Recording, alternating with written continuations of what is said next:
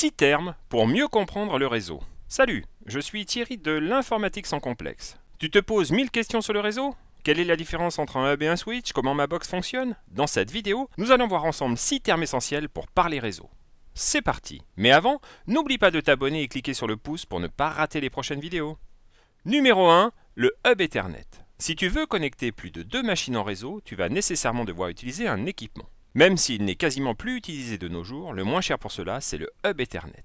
C'est une sorte de multiprise pour le réseau. Il permet en effet de relier les machines entre elles pour former un petit réseau. L'avantage du hub, c'est que son principe est assez basique. Tout ce qui va rentrer sur une prise ressort sur toutes les autres prises. L'inconvénient, c'est que quand 2 machines veulent dialoguer, ce qui est le cas dans 95% des communications, toutes les machines reçoivent les données. Cela favorise les collisions réseau et ralentit fortement les débits de données. Numéro 2, le switch Ethernet. C'est aussi une sorte de multiprise qui permet de relier des machines en réseau. Mais à la différence du hub, celui-ci est actif et plus ou moins intelligent. En effet, il va se servir des adresses Ethernet des machines pour savoir sur quel port elles sont connectées.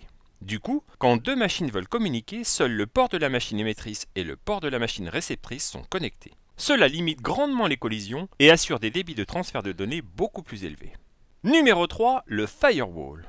Quand on met des machines en réseau, en particulier sur Internet, il est très important de se protéger. C'est le rôle du firewall. C'est en effet le gendarme de ton réseau. Il en assure la sécurité en filtrant le trafic entrant et sortant. En entreprise, il va permettre de séparer les différents réseaux.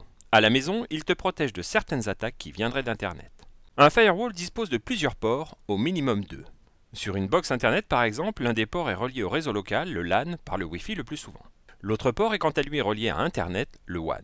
Quand tu veux surfer sur le web, c'est le firewall de ta box qui autorise la connexion. C'est aussi le firewall de ta box qui empêche une connexion directe vers ta machine. La configuration d'un firewall s'effectue via des règles. Il est d'usage de bloquer par défaut tout le trafic et de n'autoriser que ce qui doit vraiment l'être. Enfin, c'est aussi le firewall qui permet à toutes les machines de ta maison de se connecter sur Internet. Pour cela, elle effectue une translation d'adresse. Vue d'Internet, toutes les machines de ta maison sont vues comme une seule et unique machine. Numéro 4, le routeur.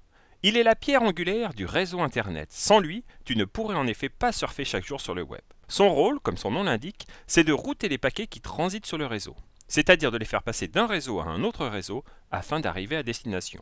Pour cela, un routeur dispose d'une table de routage. Cette table donne les routes à suivre suivant la destination du paquet. Un routeur dispose également en général d'une route par défaut, c'est là qu'il envoie le paquet quand il n'a pas trouvé de route dans sa table de routage. Ta box Internet elle aussi agit comme un routeur. En effet, quand tu veux te rendre sur un site web, c'est elle qui transmet les paquets depuis ton réseau local vers Internet. Numéro 5, la passerelle. Souviens-toi, quand on définit une adresse IP, on définit aussi un masque de sous-réseau. Le masque, c'est ce qui permet à ta machine de savoir si l'adresse qu'elle essaie de joindre fait partie ou non de son réseau proche. Si c'est le cas, elle va dialoguer directement avec cette machine.